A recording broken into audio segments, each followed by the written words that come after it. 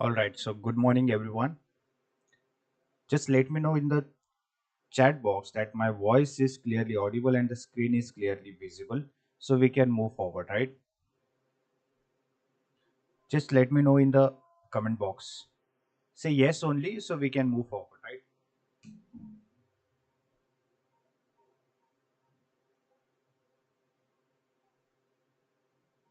Is my voice audible and the screen is visible?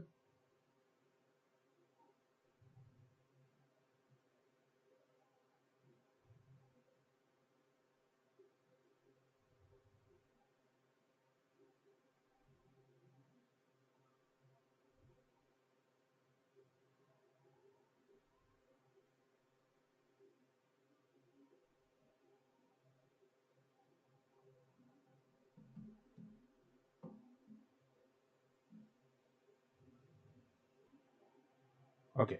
Thanks, Priyanka. Okay. Thanks, Tejaswini. All right. So, as you can see on your screen,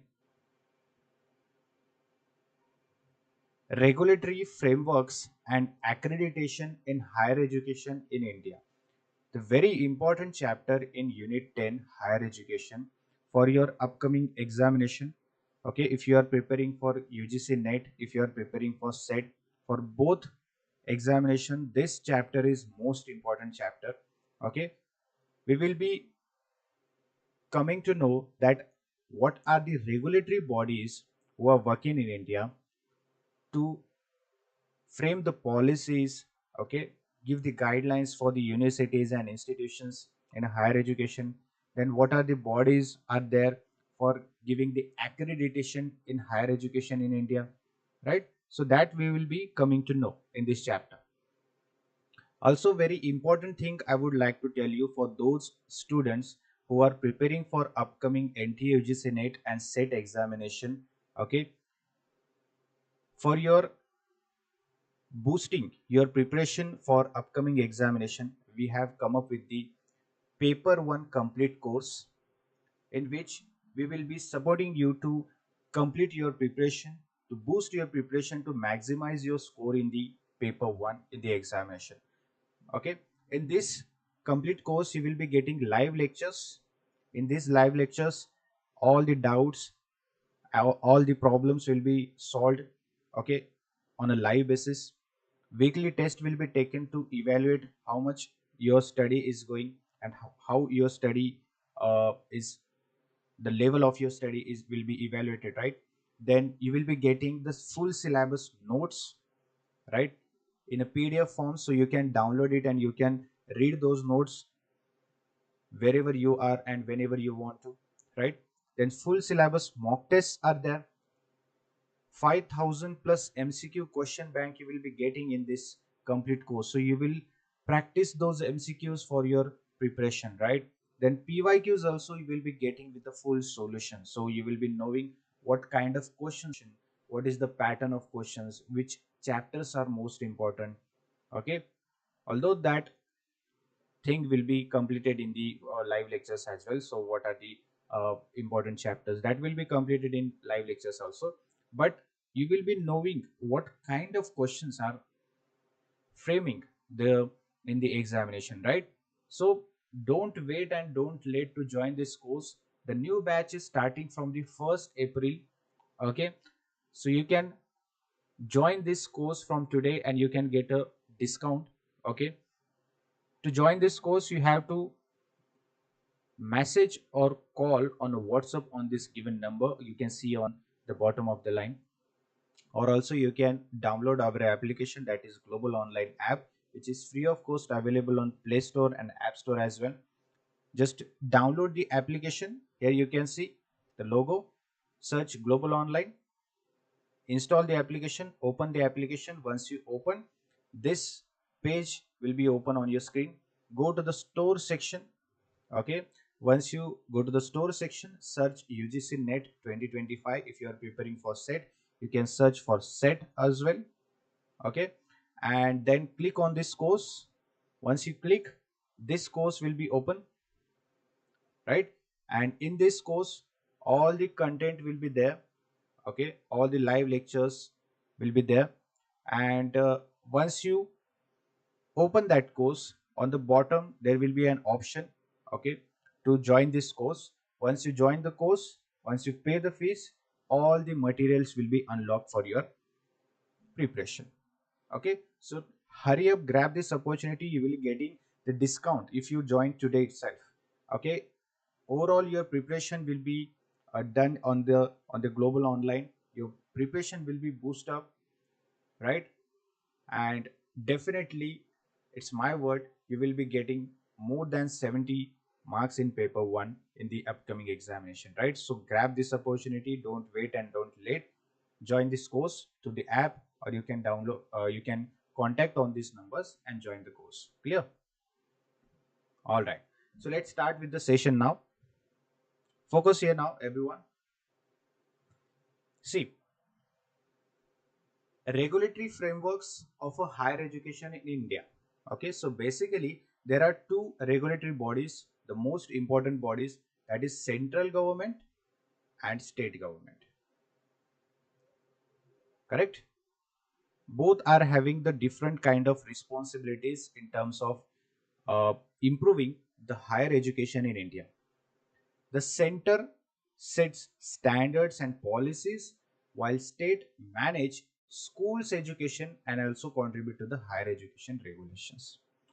Getting it? So responsibility of central government is to set the standards, give the guidelines, okay, frame the policies, and state government's responsibility is to manage the school education.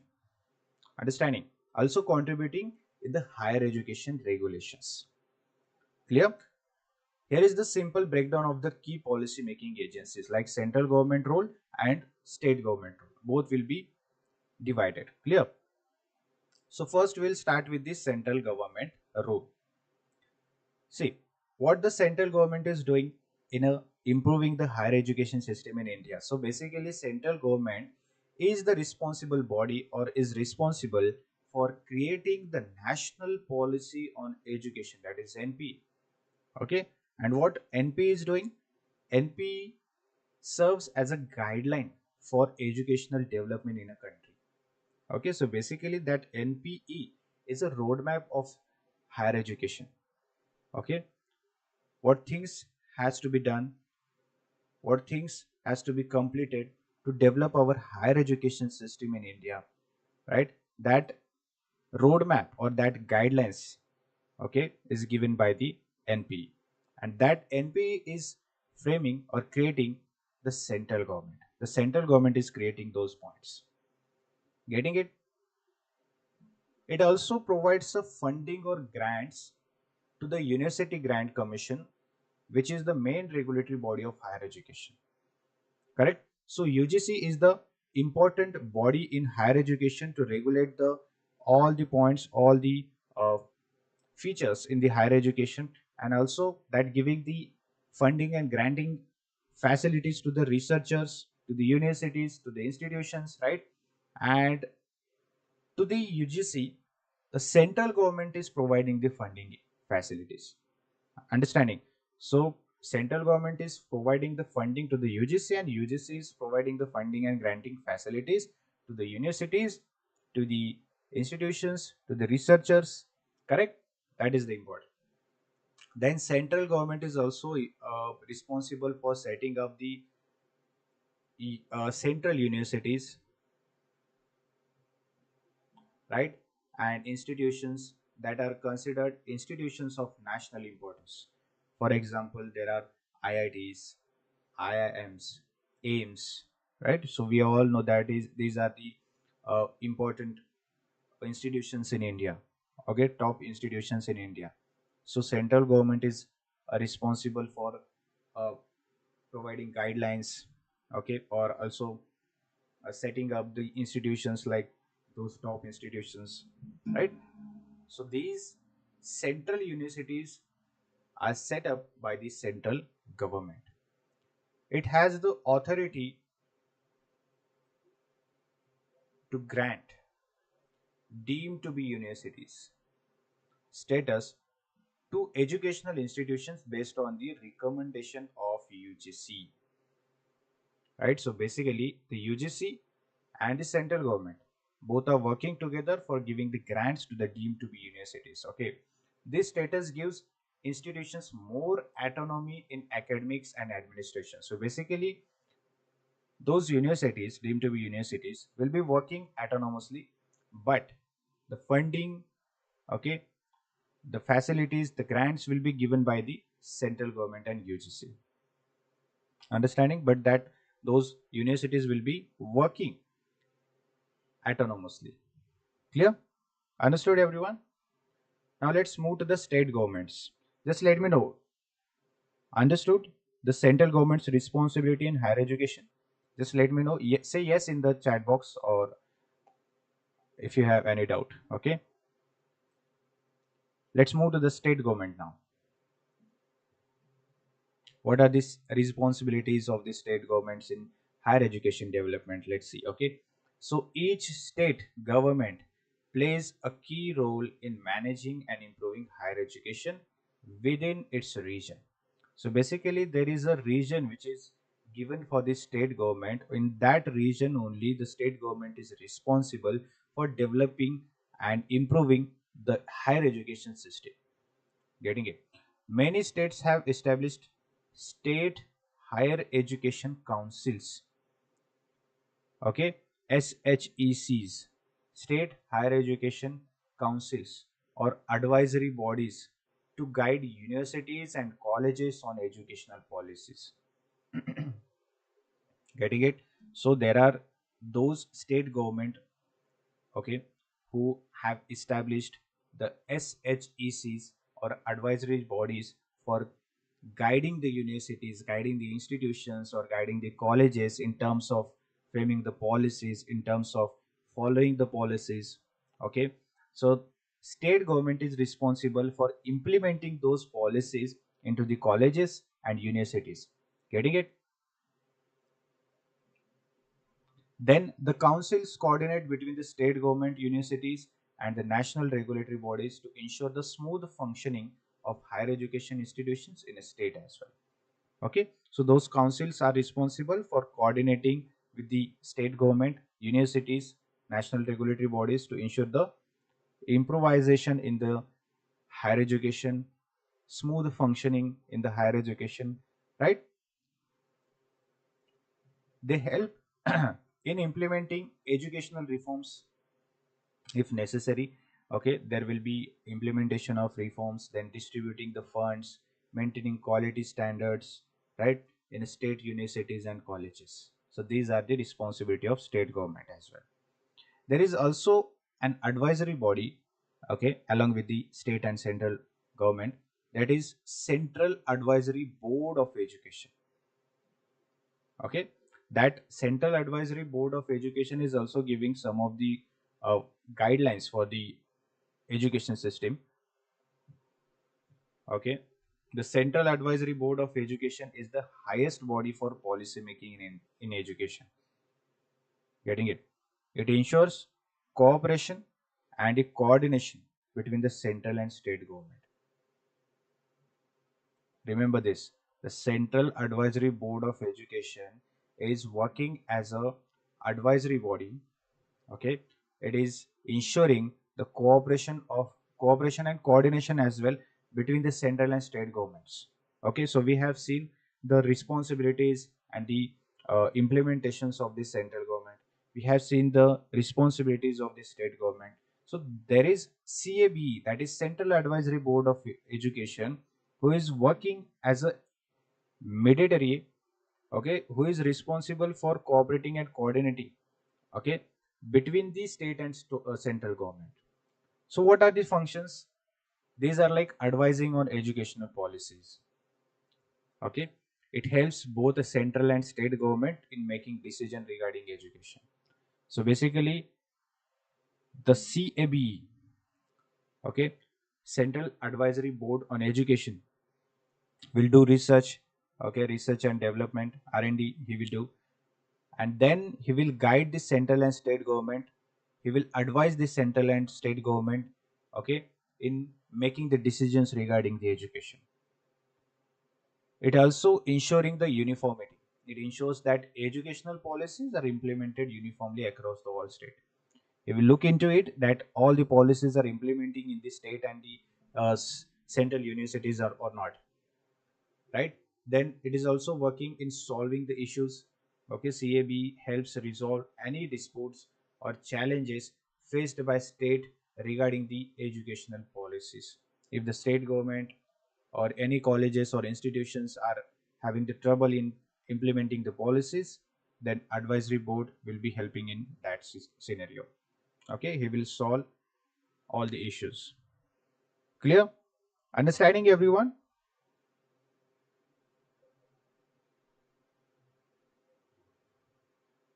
Just let me know in the comment box that you're understanding or not. Fast.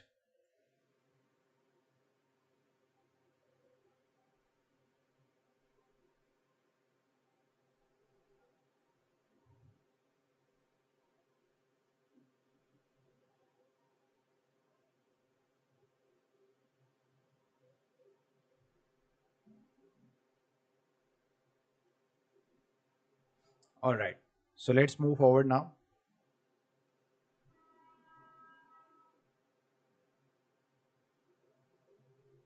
Great. Now, the apex level bodies in higher education in India. Okay. In higher education in India is regulated and promoted by 8 apex level bodies. Remember, now this is very important chapter. Okay. Apex level bodies in higher education in India. Very important chapter. So there are 8 apex level bodies under the Department of Higher Education. Okay, and those 8 bodies are divided into 2 categories.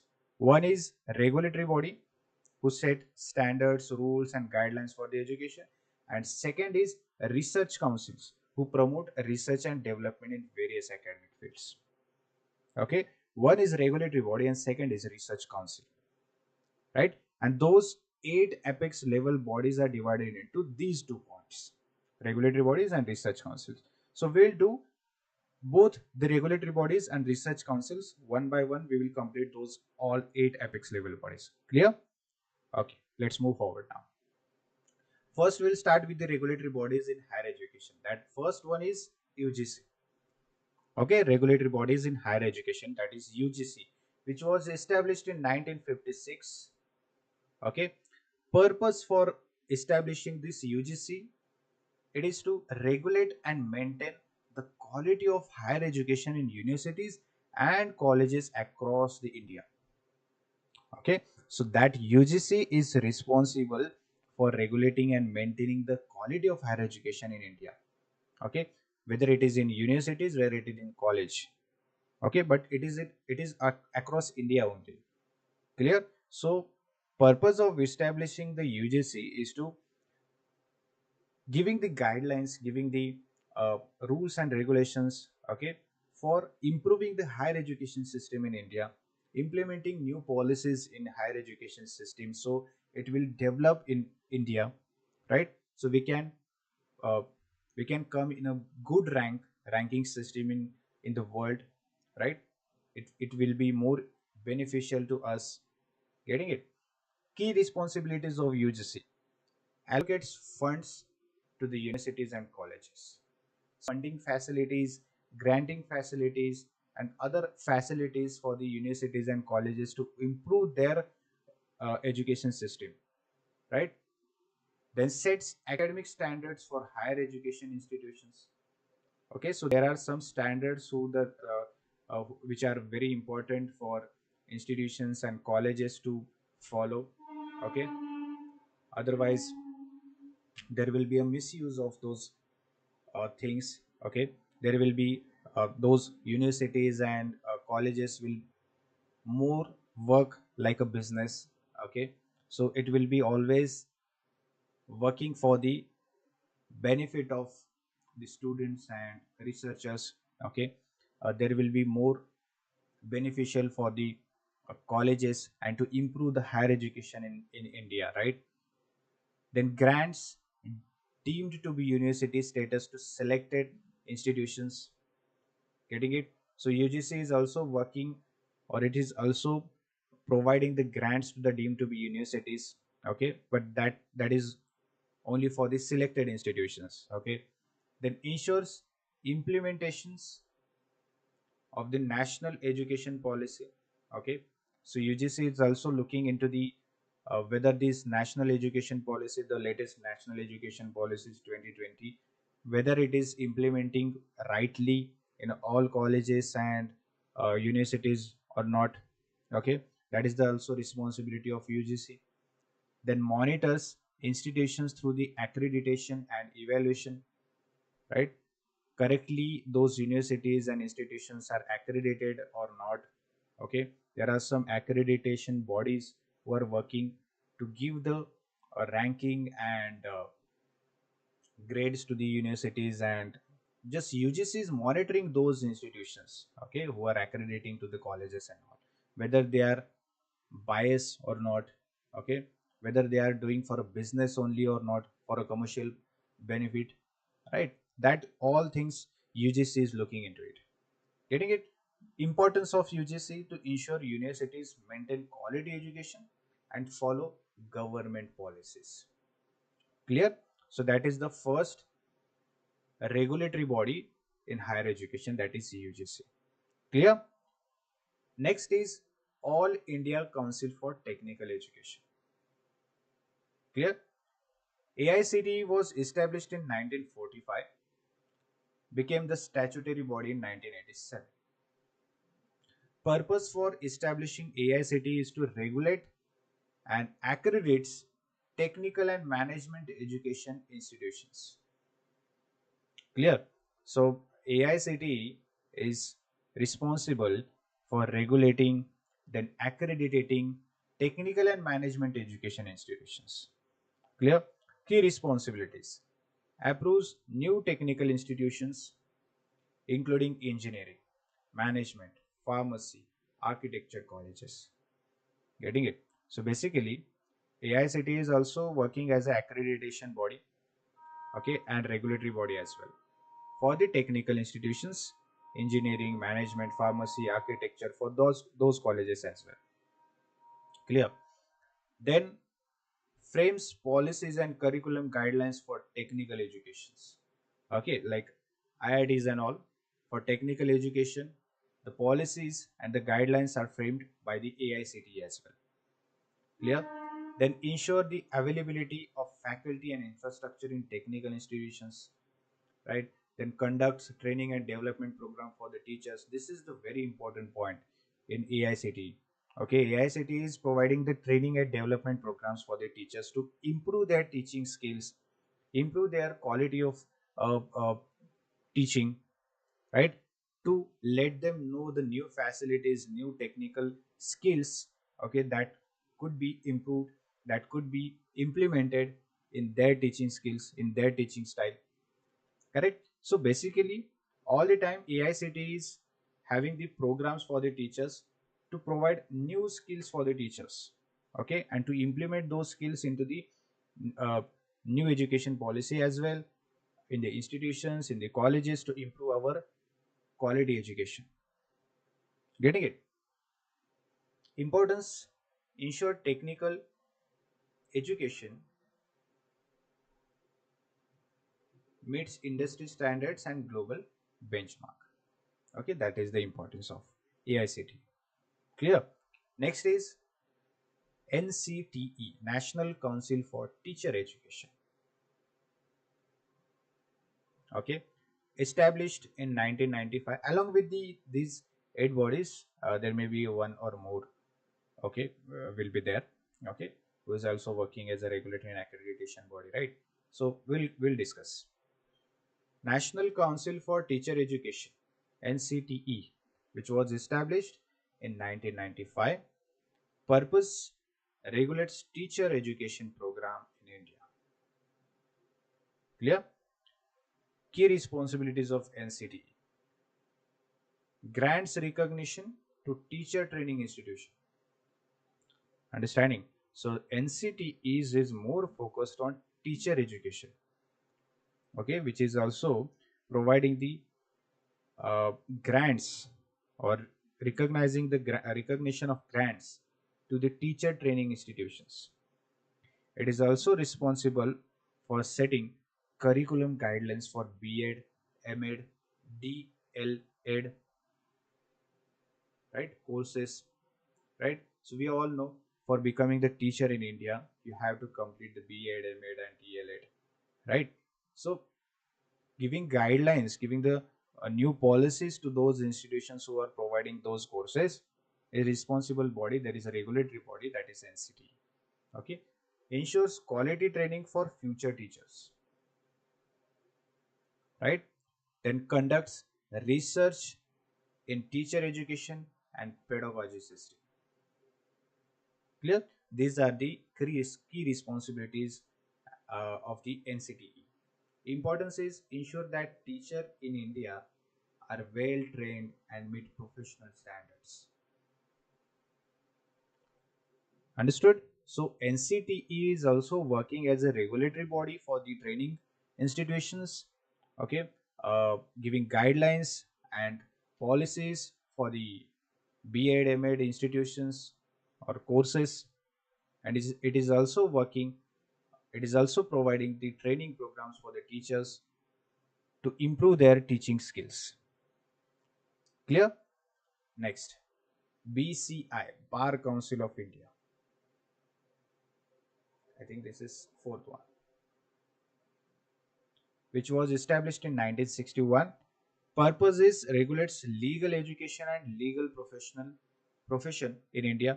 Key responsibilities is like approves law colleges and universities, then sets education standards for LLB, that is Bachelor of Laws, and LLM, clear, Master of Laws programs, conducts the All India Bar Examination AIBE for law graduates, ensures professional ethics and disciplines among lawyers, right?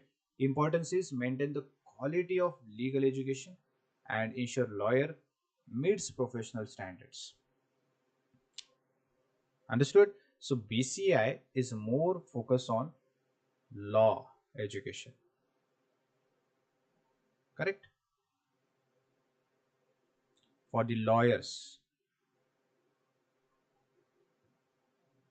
to improve their skills, okay, to meet the professional standards. Understanding, that is your BCI, Bar Council of India.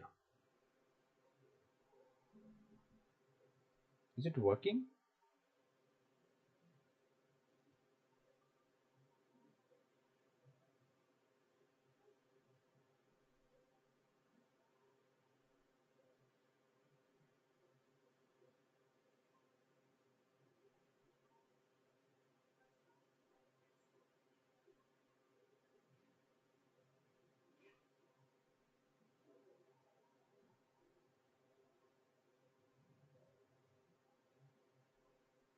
Okay.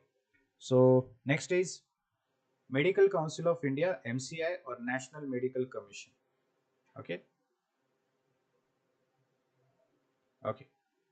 MCI was established in 1934, that is Medical Council of India, and it was replaced by NMC, that is National Medical Commission, which was established in 2020. Clear? Purpose of establishing these bodies are to regulate medical education and licensing of doctors. Okay, so if this question arises, which regulatory body is responsible for providing licensing to the doctors? Okay, that is NMC. Okay, National Medical Commission.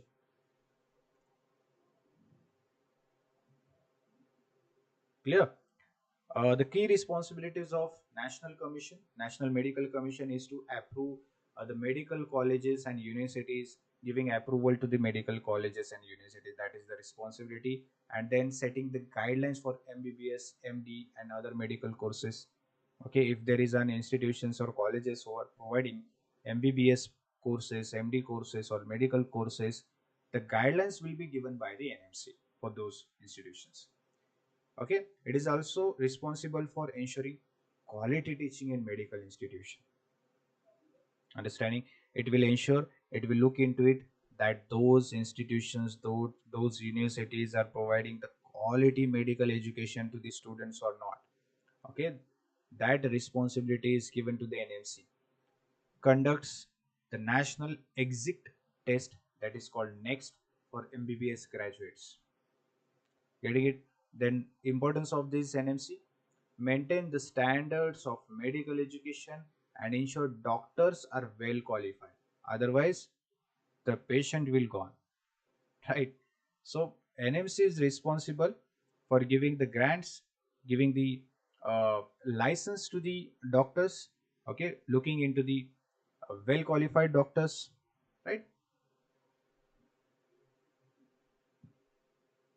Understood? So in case if you found the doctor is not good enough, then you should not uh,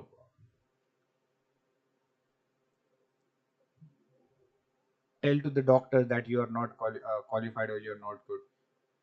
Tell to the NMC that is responsible for giving the license to the doctors, right? Jokes apart. Okay, now we are moving to the next point, that is research councils in higher education. Okay, regulatory bodies, we have done the five regulatory bodies, right?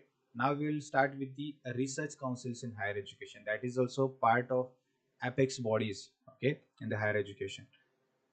All right, so first is ICHR. We'll give it sixth point, not the first. Okay, sixth point. Okay, so because we are uh, studying the all eight apex bodies, right? So it is the sixth point. Indian Council of Historical Research, ICHR, which was established in 1972, promotes and funds historical research in India. Okay, the key responsibilities of ICHR is to provide financial support to research projects in history. Okay, so any institution or any university is providing,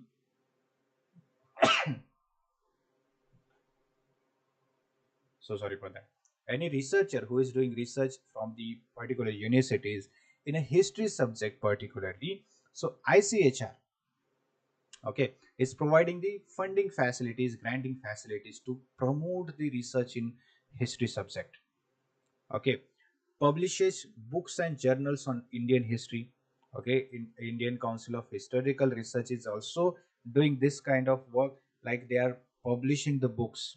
Okay, if anyone having a journal or any information, okay, so they can publish the books from the ICHR, right? So it is also responsible for publishing books and journals, particularly in Indian history. Organizes seminars and conferences for historians. So if there are any historians or the researchers, okay, or the students who are studying in history, the ICHR is organizing seminars or providing these seminars and conferences in particularly history subject. Clear? It is also responsible for preserving and promoting India's historical heritage. Getting it? So these are the responsibilities, key responsibilities of ICHR. Remember those, okay? It can be asked in the examination. Okay, question can frame from any point, whether it is establishing year, whether it is purpose, whether it is responsibilities. Okay, so remember all points. Importance: encourages the study of history and preservation of historical records. Clear? That is the responsibility. That is the main work of ICHR. Clear? Next is ICSSR. It is very famous. We all know that. Okay. ICSSR, Indian Council of Social Science Research. Any students, any researcher is doing research in a social science subject, the ICSSR is providing multiple facilities, funding facilities, granting and all. Okay, to promote the research in social science subject. It was established in 1969. The purpose of establishing promote research in social science, economics, sociology, political science, and etc. Clear? Key responsibilities. See, if you are doing research in these kind of subjects, okay, talk to ICSR. It may give you funding facilities or granting facilities. Key responsibilities: funds research projects in social sciences. If anyone doing research in the social sciences, they can provide funding facilities to promote the research, provide fellowship and scholarship to the researchers, publishing reports and policy papers on social issues, and also uh, organizes academic events and discussions on social challenges. Okay, so basically this ICSSR is more focused on social science subject. So anything which is happening in a social science, whether it is research, whether it is key challenges, whether it is any points which is happening in society, okay, the ICSSR will look into it.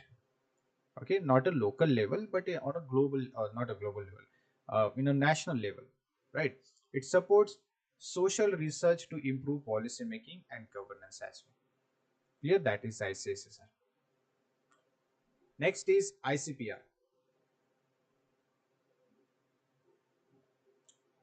Indian Council of Philosophical Research. Okay, which was established in 1977, promotes research in philosophy and related disciplines. Key responsibilities, let's see. Provides research grants in Indian and Western philosophy as well. Okay, if anyone is doing research in a philosophy, whether it is Indian and Western philosophy, they are providing grants to the researchers. Then organizes seminars, workshop and debates in philosophy. So basically these activities or these initiatives are for improving, or what we can say,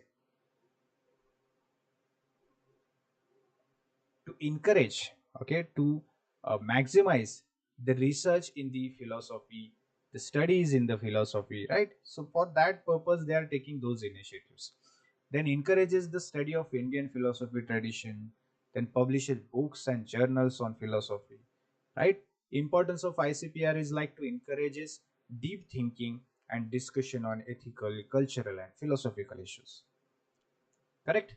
So remember those points. These key responsibilities of every body, regulatory research body, okay, is important.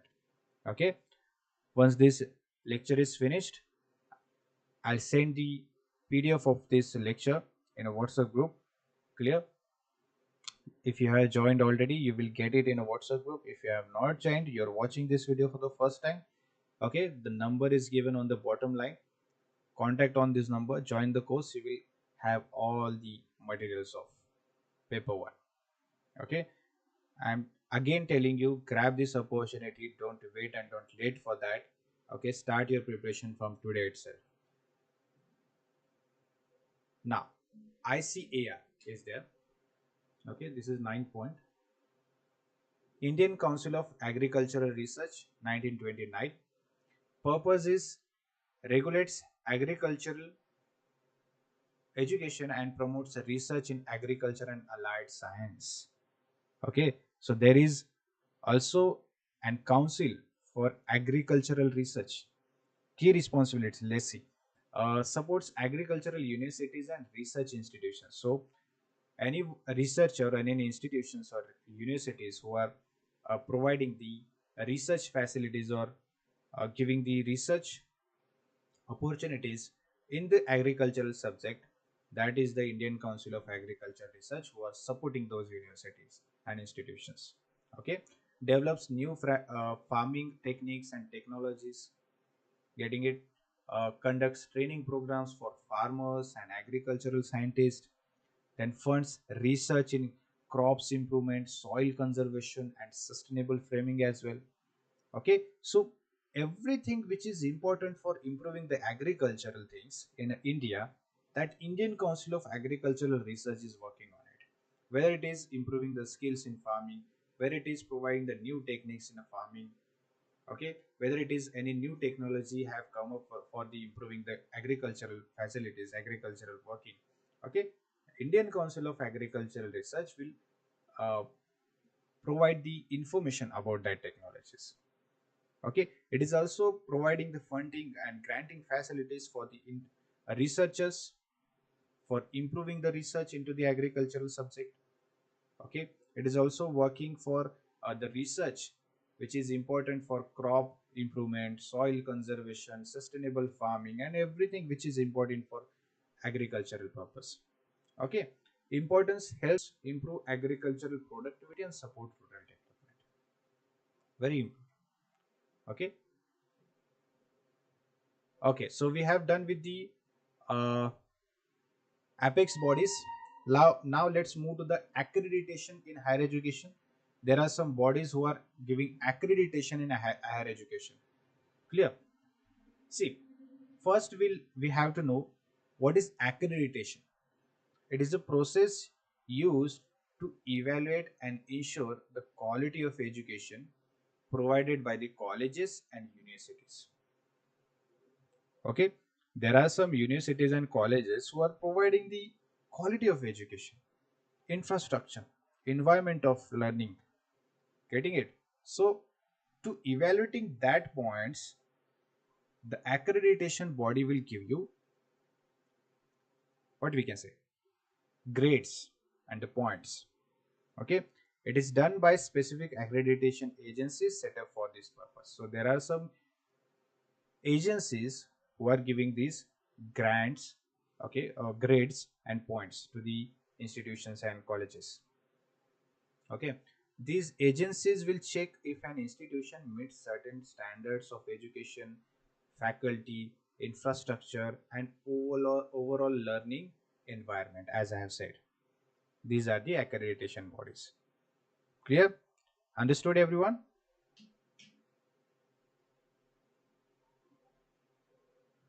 Understanding? Say yes or no in the chat box. So we can move forward, right? There is nothing in this content that there is a hard thing to understand. Okay, this is very simple thing. Just remember those points. That is the most important thing.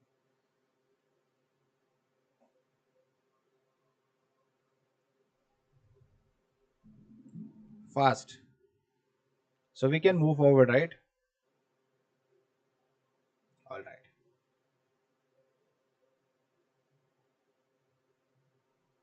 See, NAC is there, which is very famous, National Assessment and Accreditation Council. Okay, what is NAC? NAC is an independent organization which was started in 1994 by the UGC. Okay, so whenever you come to know about the NAC, remember that is established by the UGC. Where it is located? The headquarters is in Bangalore. Okay, why was NAC created? It was formed based on the recommendations of NPE 1986 to improve quality of higher education. Okay, what NAC is doing? What does NAC do? It assesses the accredits colleges, universities, and their departments.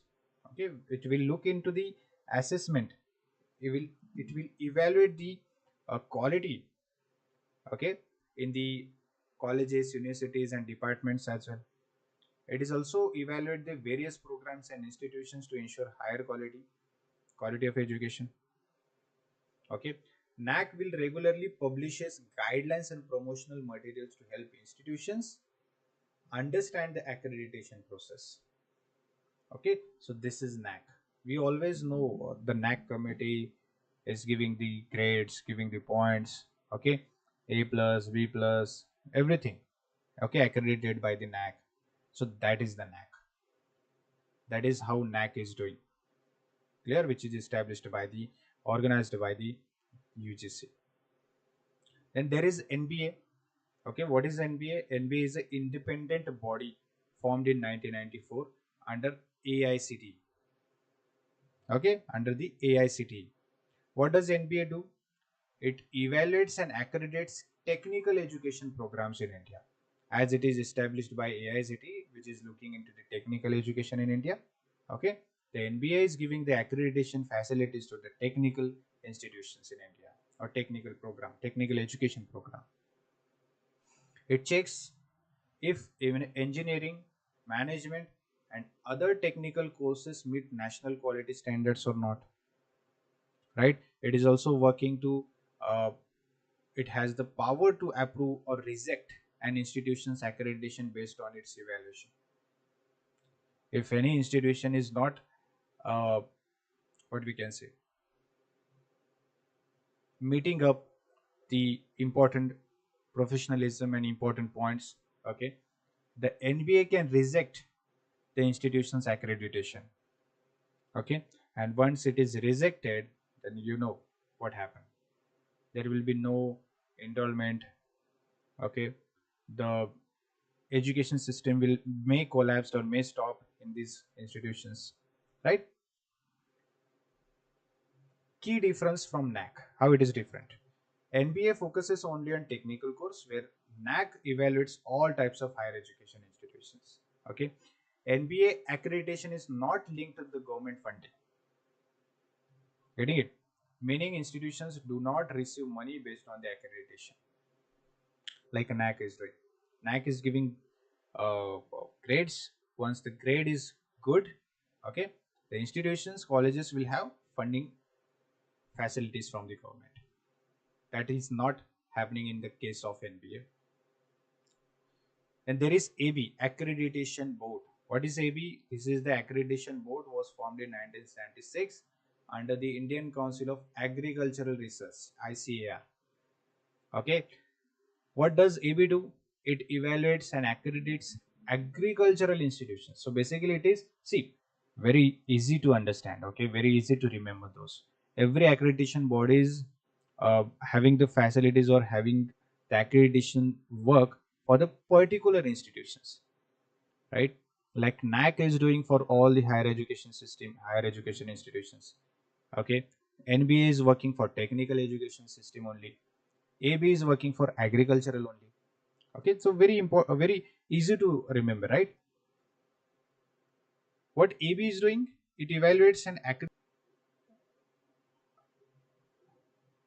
agricultural institutions to ensure they meet high educational standards, and that is, it is also responsible for accreditation by AB is usually valid for 5 to 10 years only. Unlike NBA, AB accreditation is linked to the government funding, okay, which is not there in NBA, in NBA's case. Okay, meaning institutes get financial support based on their accreditation status. If the institution has a good accreditation status, it will have the funding facilities from the government. Okay, key difference from NAC, how it is different. Okay, I think it is a similar. Yeah, it is done. It is about the NBA. All right, understood everyone. So this is all about today's session. All right, and these are very important points. Okay, everyone should remember those points. Make a keynote of that.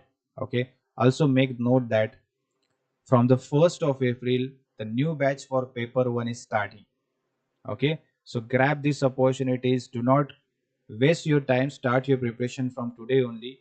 Okay, just give a message on this number.